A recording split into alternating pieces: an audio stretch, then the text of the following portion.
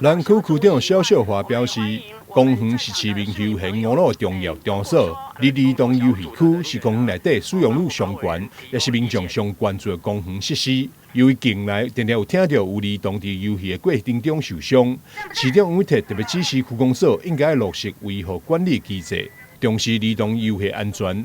南区区公所伫评估现行机制，大多拢是由单一管理者自行检查，欠缺复杂甲监督机制。特别成立台南市南区公园游具甲设施安全督导小组，透过委员伫督导过程中发现问题，并及时处置，后来到公园佚佗儿童拢会当耍了欢喜，家长嘛当安心。市长上任以后，对于整个公园安全游具相关设施的安全都非常非常的重视。那所以我们除了每个月有要求厂商要去定期维护以外，我们的里长也协助不定期在做清洁跟维护。那我们希望在安全上能够更加提升，所以我们今天成立了我们公园游具的一个安全督导小组。那由我们公所同仁以及外聘委员一共18位来成立这样子的一个督导小组。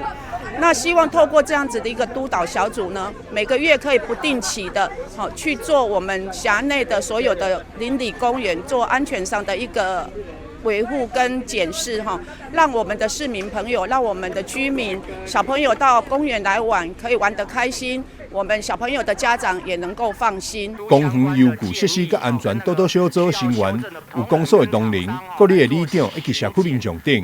公所特别伫1日举办成立大会，并颁发予每一位成员督导聘书。参与计划开南里长梁坤才表示，公所做这项规划非常的创新，对着社区民众以及儿童游戏安全，拢有非常大的帮衬。开放空间，大家公共使用。安全性是上介重要，几乎今仔做这个动作是一个真好的一款。真创新的做法。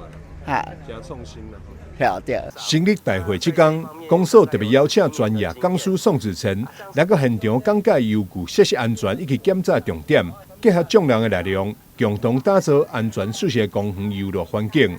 记者张世伟采访报道。